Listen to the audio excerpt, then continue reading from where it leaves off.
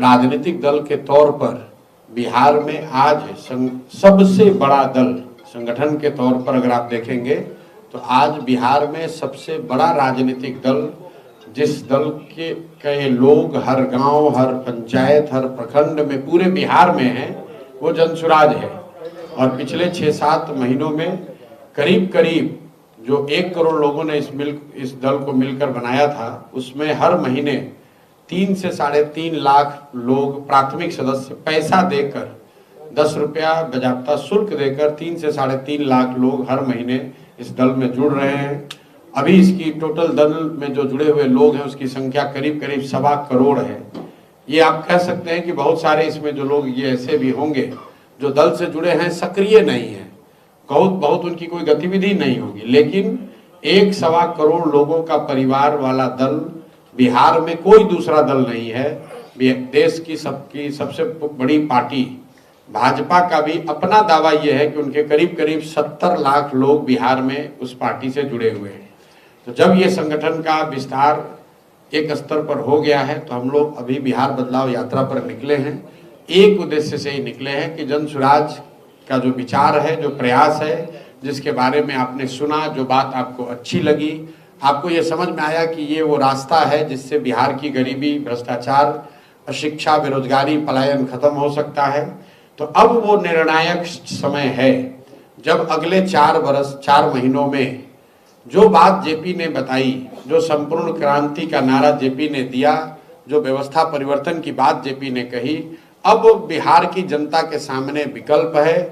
उनके पास ये अवसर है कि वो एक बार जगे और अपनी राजनीतिक बंधुआ मजदूरी, जिसमें लालू जी के डर से भाजपा और भाजपा के डर से लालू जी को वोट देने की परिपाटी है, उससे ऊपर उठे और पहली बार एक निर्णायक मैंडेट दें, एक ऐसे दल का चुनाव करें जो ईमानदार है, एक ऐसे दल का चुनाव करें जो उनके बच्चों की शिक्षा और रोजगार की बात कर रहा है। इसी उद्देश्य को लेकर हम लोग निकले हैं। गोपालगंज में बिहार बदलाव चरण की ये 3 दिन की यात्रा, इसके बाद यहाँ पर 6 बड़ी सभाएं होंगी, 6 बड़ी सभा होगी। तो बिहार बदलाव यात्रा जो है इसके 3 चरण होते हैं। पहला चरण जब मैं इसमें छोटी छोटी बैठकें करता हूँ, जो कि अभी आप देख रहे हैं, जिसमें प्रखंड के स्तर पर 2, 3, 4, 5 हजार लोग सभाओं में आते हैं। इसके बाद आप इसमें 6 विधानसभा के स्तर की बैठक देखेंगे। उसके बाद आप यहाँ पर उन बैठकों को देखेंगे जिसमें प्रत्याशियों की बाकायदा घोषणा की जाएगी।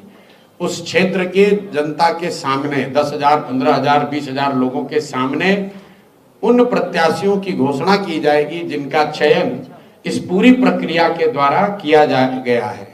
तो ये अभी मैं आपको अपनी बात जो अभी हम लोग कर रहे हैं जनसुराज में वो बता दिया। अब आपके जो सवाल है वो आप सवाल कर सकते हैं। बहुत बहुत धन्यवाद। सर, सवाल ये है कि एक भाजपा के नेता ने कहा है कि मिट्टी में पाकिस्तान को मिलाने के बाद से प्रधानमंत्री नरेंद्र मोदी सीमान। भाई, पाकिस्तान तो पहले ही से मिट्टी में अपने ही कर्मों से मिला हुआ है। पाकिस्तान जो है वो अपने कर्मों या कुकर्मों की वजह से पहले से ही मिट्टी में मिला हुआ है। उसके लिए मिट्टी में मिलाने के लिए किसी भाजपा के नेता की जरूरत नहीं है। आज़ादी के बाद पाकिस्तान की जो दुर्दशा है, शैक्षणिक हो, आर्थिक हो, सामाजिक हो, विकास का नजरिया हो, पाकिस्तान की तो पहले ही से दुर्दशा है। अब मिट्टी में मिलाने का मतलब क्या है? अगर मिट्टी में मिलाने का मतलब ये है कि आप उस पर बम गिरा देंगे तो वो तो हुआ नहीं है। पाकिस्तान तो देश है अभी, और जैसा बना था वैसा ही है। हाँ, वहाँ गरीबी होगी, अशिक्षा होगी, बर्बादी होगी, वो तो मिट्टी में मिला हुआ है। और वो किसी भाजपा के नेता की वजह से नहीं मिला है, वो तो वहाँ के जो मिस गवर्नेंस है उसकी वजह से मिला हुआ है। अब उनका जो जियोग्राफिकल कॉन्फ़िगरेशन है द नेशन, वो तो जैसे पहले था वो अभी भी है। ये तो मीडिया के चैनलों ने चलाया कि इस्लामाबाद पर कब्जा हो गया, तो किसी ने बताया पेशावर खत्म हो गया, वो तो बात आई गई हो गई, खत्म। विजय सिन्हा ने कहा है, बिहार लाइव टीवी, आप लगातार तेज प्रताप यादव की शिक्षा पे कटाक्ष करते हैं और आपकी पार्टी के जो राष्ट्रीय अध्यक्ष, किसके शिक्षा पर? तेज प्रताप, तेजस्वी यादव। तेज प्रताप की बात नहीं करते। आपके जो पार्टी के राष्ट्रीय अध्यक्ष हैं उदय सिंह, वो भी खुद 12वीं तक पढ़े हैं सर। कौन 12वीं तक पढ़े हैं? उदय सिंह जो आपकी पार्टी में। आपको ये किसने बताया? चुनावी हलफनामे कि 12वीं तक पढ़े हैं। चलिए, 9वां फेल तो नहीं ना है? 9वां फेल। आप बात समझिए, फॉर्मल एजुकेशन का, औपचारिक शिक्षा का आपकी समझदारी से कोई लेना देना नहीं है। ये बात मैं सैकड़ों बार बता चुका हूँ। आप बहुत कम पढ़े लिखे होकर भी बहुत समझदार व्यक्ति हो सकते हैं और बहुत पढ़ा लिखा व्यक्ति भी बेवकूफ हो सकता है। अब आप पूछेंगे कि अगर ऐसी बात है तो मैं तेजस्वी यादव के 9वीं फेल की बात क्यों करता हूँ। इस बात को पहले आप समझिए। 9वीं फेल की बात इसलिए करता हूँ कि तेजस्वी यादव के माँ बाप दोनों मुख्यमंत्री थे। ऐसा नहीं है कि वो किसी ऐसे गांव में रहते थे, किसी ऐसे परिवार में उनका जन्म हुआ जहां लोग उनको पढ़ा नहीं सकते थे। तेजस्वी यादव बजाप्ता डीपीएस आरके पुरम में पढ़ते थे, वहां 9वीं क्लास पास नहीं कर पाए। तर्क ये दिया गया कि भैया ये पढ़ाई नहीं करेंगे, ये क्रिकेट खेलेंगे। तो आप लोग तो सब क्रिकेट के प्रशंसक तो जरूर होंगे, जानकार हो या न हो। तो तेजस्वी यादव ने कितना बड़ा क्रिकेट में अपना नाम किया है ये भी आपको पता होगा। उनके पिताजी लालू यादव ने संसद भवन में ये खुद खड़ा होकर खुद कहा कि मैंने अपने बेटा को क्रिकेट खेलने के लिए भेजा था और मैं देखता हूं कि वो पानी बोतल लेकर दौड़ रहा है। लेकिन मान लीजिए एक बार तेजस्वी यादव की बात को मान लिया जाए कि वो क्रिकेट खेलते थे, तो क्रिकेट को छोड़े हुए तो आज करीब 20 वर्ष हो गया। उसके बाद आकर आपने पढ़ाई क्यों नहीं की। आप गांव देहात में सुनते हैं बहुत सारी महिलाएं बच्चे ऐसे आपको मिलेंगे, महिलाएं कहती हैं कि भैया हम अपने जब शादी हुआ उसके बाद हमको हमारे पति ने पढ़ाया, हमारे बाबूजी के यहाँ पढ़ने की सुविधा नहीं थी, उस गांव में विद्यालय नहीं था, हम पढ़ नहीं पाए। शादी के 10 बरस के बाद बच्चे थोड़े बड़े हो गए तो हमने मैट्रिक किया, हमने ग्रेजुएशन किया। ये आपको क्या दिखाता है। ये दिखाता है उस महिला का, उस व्यक्ति का शिक्षा के प्रति नजरिया क्या है। क्योंकि उसको मालूम है कि शिक्षित होना अपने आप में एक बहुत बड़ी उपलब्धि है। जब आप मुख्यमंत्री के लड़के हैं, माँ बाप मुख्यमंत्री हैं और आप न पहले पढ़े न बाद में पढ़े, क्रिकेट छोड़ने के बाद पढ़ लेते। सचिन तेंदुलकर जैसे व्यक्ति भी 12वीं क्लास का जाकर परीक्षा दिए, लेकिन तेजस्वी यादव आज तक न पढ़े न कभी उस दिशा में कोई प्रयास किया। भाई आप क्रिकेट खेलना छोड़ दिए थे, आप उसके बाद आकर बिहार में मैट्रिक पास हो जाते। भाई अभी से पास हो जाओ। ये दिखाता है कि शिक्षा के प्रति आपका नजरिया क्या है, सरस्वती की कृपा को आप कितना समझते या नहीं समझते हैं। आपको खाली लक्ष्मी की चिंता है, आपको बाहुबल की चिंता है। आपको ये पता ही नहीं है कि जब तक ज्ञान नहीं होगा, जब तक सरस्वती की कृपा नहीं होगी, जब तक शिक्षा के प्रति सम्मान नहीं होगा, तब तक आप आगे जीवन में कुछ बड़ा नहीं कर सकते हैं। तो बात शिक्षा के प्रति नजरिए की है, सिर्फ डिग्री की नहीं है। आजकल बिहार सरकार पर आरोप लग रहा है कि जमाई आयोग गठित हो रहा है। नहीं, ये तो देखिए, जितने ये आयोगों का गठन हो रहा है या तबादले हो रहे हैं या सरकारी निर्णय हो रहे हैं, उसमें एक बात बिल्कुल साफ है कि कहीं ना कहीं नीतीश कुमार उसमें उन निर्णयों में शामिल नहीं है, वो सिर्फ दस्तखत कर रहे हैं। क्योंकि ये सब कुछ नीतीश कुमार जी की जो 20 साल की राजनीति करने की शैली रही है, जो राजनीति और सरकार चलाने का उनका तरीका है, उससे उलट हो रहा है। नीतीश कुमार ने कभी राजनीतिक गतिविधियों पर, रैलियों पर रोक नहीं लगाई।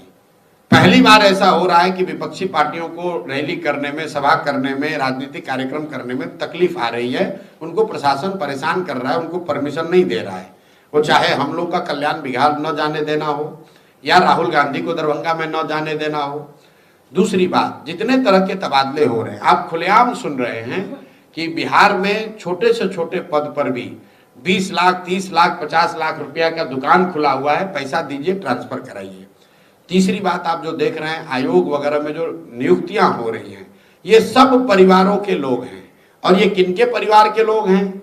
वही 4-5 लोग हैं जिन पर ये आरोप है कि ये नीतीश कुमार जब शारीरिक मानसिक तौर पर थक गए हैं, मानसिक तौर पर अस्वस्थ हो गए हैं, उनको पता नहीं चल रहा है कि क्या हो रहा है, तो ये लोग नीतीश कुमार के इर्द गिर्द जो बैठे हुए हैं उनका लाभ उठा रहे हैं और अपना हित साध रहे हैं, पैसा लूट रहे हैं, अपने परिवार को के लोगों को इन जगहों पर भेज रहे हैं। तो ये बात कौन किस आयोग में गया इतना महत्वपूर्ण नहीं है। बिहार की जनता के लिए महत्वपूर्ण ये है कि कहीं न कहीं नीतीश कुमार, जो मैं बात पिछले 3 महीने से कह रहा हूं, मानसिक शारीरिक तौर पर स्वस्थ नहीं है, जिसकी वजह से ये सब चीज हो रहा है। सर, पीएम मोदी का एक बयान आया कि नीतीश कुमार के जो लड़का है वो राजनीति नहीं कर सकते, आखिर क्यों ऐसा? किसने बोला कि नहीं? आप पहले तो आप लोग पत्रकारिता करते हैं तो सीखिए पहले बात की क्या कहा है। सकना और करना दोनों दो बात है। हमने ये नहीं कहा है कि नहीं कर सकते हैं, मैंने ये कहा है कि जितना मैं समझता हूं नीतीश कुमार के लड़के राजनीति में ना हैं ना भी आने वाले हैं। अब ये रोज जो आप लोग सूचना चला रहे हैं टीआरपी और व्यूज के लिए, वो क्यों चल रहा है? पिछले 5 महीना से आप लोग रोज चला रहे हैं। क्यों चला रहे हैं? कि हमको व्यू आए, हमको यूट्यूब पर ज्यादा लोग देखने लगे, और इसको हवा देने का काम राजद के लोग कर रहे हैं। मैंने उसका कारण भी बताया, वो इसलिए कर रहे हैं कि लालू तेजस्वी जैसे लोग ये चाहते हैं कि नीतीश कुमार का एक चीज जो बचा हुआ है कि ये परिवारवाद नहीं करते हैं, अगर किसी तरीके से उनका लड़का राजनीति में उसको खींच के लाया जाए तो ये एक बची खुची जो थोड़ी बहुत जमा पूंजी है ये भी खत्म हो जाएगी, और हम लोग कहेंगे घूम के कि भैया हम अकेले नहीं है परिवारवाद करने वाले, बिहार में हर व्यक्ति परिवारवाद कर रहा है। आप मुझे बताइए, क्या नीतीश कुमार ने कभी कहा कि उनका लड़का आ रहा है राजनीति में? क्या जदयू के किसी प्रवक्ता ने आधिकारिक तौर पर यह कहा कि उनका लड़का, नीतीश कुमार का लड़का राजनीति में आने वाला है? क्या नीतीश कुमार के लड़के ने यह कहा कि हम राजनीति में आने वाले हैं? तो आप लोग किसी के, मतलब ये इतनी गलत बात है। जो व्यक्ति राजनीति में नहीं है